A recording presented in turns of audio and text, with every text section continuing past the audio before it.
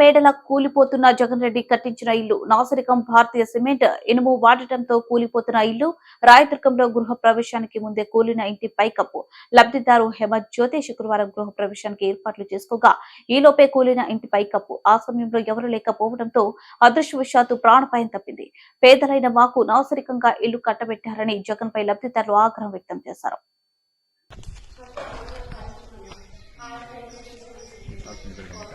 పంపిస్తారు అట్లా తీసేవారికి అటు పంపించకుండా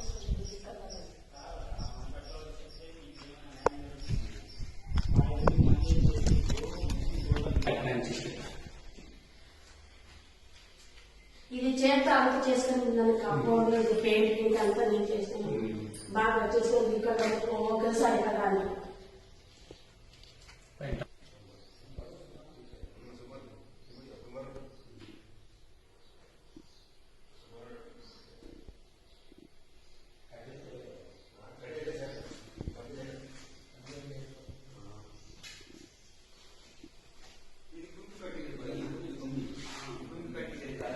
చేసింది సూర్యం అనేది లేదు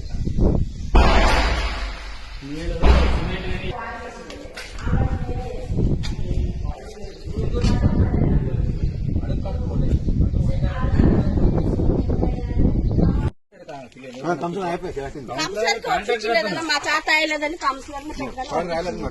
ఎంత అమౌంట్ ఇచ్చినారా కానీ మీరు చేస్తానా 1.30 ఇచ్చినామన్నా.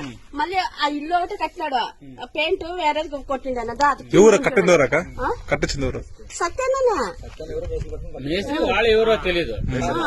1.30 ఇచ్చి మళ్ళీ లోన్ శాంక్షన్ గ్యాస్ ఇచ్చి మళ్ళీ కాంపౌండ్ పెయింట్ ఎలా అంత మళ్ళీ నాది 1.30 కాక మళ్ళీ నేను వేరే కట్టించుకున్నాను సపరేట్ గా తీసుకున్నాను మళ్ళీ వేరే కట్టించుకున్నాను మళ్ళీ వేరే పెయింట్ కూడా కొట్టించుకున్నాను.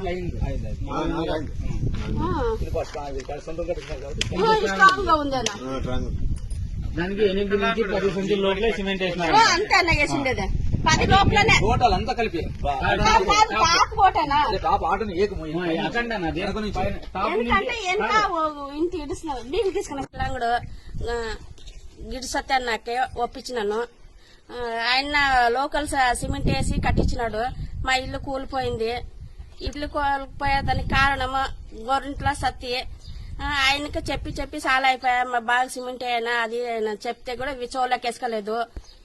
మళ్ళీ ప్రభుత్వం మాకు ఏమైనా సాయం చేయాలా మేము బీదోళ అప్పు చేసి కట్టిస్తున్నాము. మా భర్త వికలాంగుడు మా భర్త చేత కాదని ఆయన్ని సత్యాన్ని కొప్పిస్తే ఇటు చేసి పెట్టినాడు.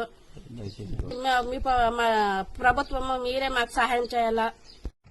మా అత్త మా మామ మేమందరూ కలిసి ఉంటున్నాము. మేము ఇల్లు సొంత ఇల్లు లేదని ఒక సొంత ఇల్లు కావాలని గవర్నమెంట్ తరఫు నుంచి ఒక ఇల్లు కట్టుకుందామని చెప్పి అనుకున్నాము. కానీ మా చేత కట్టే చేత కాదని కౌన్సిలర్ ఒప్పించినాం సత్తానికి. 1,80,000 బిల్లు వచ్చింది. అది కాక మేము 1,30,000 మళ్ళీ ఎక్స్ట్రా ఇచ్చినాము. కానీ మాకు సిమెంట్ మెటీరియల్ అంతా తక్కువ వేసేసినాడు. అసలు కమ్మిలు లేవు ఏమీ లేవు సరిగా. ఇంకా రేపు వారం ఇల్లు తిక్కున్నాం మేము. కానీ చిన్న పిల్లలు ఉన్నారు ఇంట్లోన. ఇట్లా మా దేవుని దైవం నుంచే పత్తిక పడిపోయింది. ఇంకా దిక్కున మునిపే ఇది చూస్తే పడిపోయింది. మనకి గవర్నమెంట్ తరఫు నుంచి మీరు న్యాయం చేయాలా. సత్యాన్ని ఇట్లు చేసినాడు మనకి. సత్యానికి ఇప్పుడు మేము కాంటాక్ట్ చేయాలన్నా కానీ ఆయన రెస్పాన్స్ చేయట్లేదు. ఎన్నిసార్లు మొబైల్ ఫోన్ చేసినా కానీ ఎత్తట్లేదు. మనకి ఇప్పుడు మొత్తం పడిపోయేటట్లుంది. ఇంకా ఇల్లు లోపల కానీ అంత డ్యామేజ్ చాలా అయిపోయింది. మళ్ళీ ఇప్పుడు సత్యాన్ని కారు మొత్తం మేము ఎంత డబ్బులు ఇచ్చినా ఆయన మెటీరియల్ వేయలేదు సరిగా. దీనికి సత్యనే మేము ఏమన్నా కొంచెం కాంటాక్ట్ చేసి మీరు గవర్నమెంట్ తరఫు నుంచి మీరు మనకి సాయం చేయాల్సిందిగా కోరుతున్నాం. వీడియో తరఫుగా కోరుతున్నాం సార్. మేము లెక్కేసుకుని పాపం పని చేసి 1,30,000 ఎట్లా దాపెట్టుకుని ఇచ్చింటిగానే ఇట్లా చేస్తాం సార్. ఇల్లు పడిపోయే స్టేజ్ లా ఉంది. ఎవరు వచ్చి దీనికి సత్యం వచ్చి రెస్పాన్స్ సార్ చిన్న ఆడుకుంటూ ఎవరన్నా కూర్చోంటే ఎవరు ప్రాణాలు అదే ప్రాణాలు పోతే ఎవరు ముందు వస్తారు. ఇప్పుడు అది కానీ ఎవరు రారు. ఎవరైనా వస్తారా ముందు మీడియా ముందుకు పోయింది. వాళ్ళు వచ్చి మీ దగ్గర మాట్లాడితే గానీ మీడియా దగ్గరే మాట్లాడని చెప్పండి. పరుపులు ఎక్కేసి కుట్టి దాపెట్టుకుని ఇల్లు కట్టించుకున్నారు సార్ వీళ్ళు. చాలా దారుణం తెలుసా. వడ్డీ కట్టడానికి ఇంకా ఎవరు చూసేవాళ్ళు అల్లుండని నేను ఇంటి మనిషి అంగవికల్పన ఉండేటప్పుడు వాళ్ళు ఎంత కష్టపడి ఉంటారనేది వాళ్ళు అర్థం చేసుకున్నారు. ఊరికే వంద వైఫల్యం ఉంది, వాళ్ళకి మనం ఎట్లా చేయాలా, ఎలా మనం రెడీ చేసేయాలనేది కాంట్రాక్ట్ అది base counter plus contract 50 cement సంచులు వచ్చింది అందరూ 30 సంచులు ఇల్లు ఇక్కడ పంపించేది, కట్టినారంటే 20 సంచులు ఆపకు పంపించేది. ఇక్కడ ఎట్లో మీటర్ ఉసిగి ఎక్కేసి గొబ్బండి అని చెప్పి చేసినారు సార్ ఇది.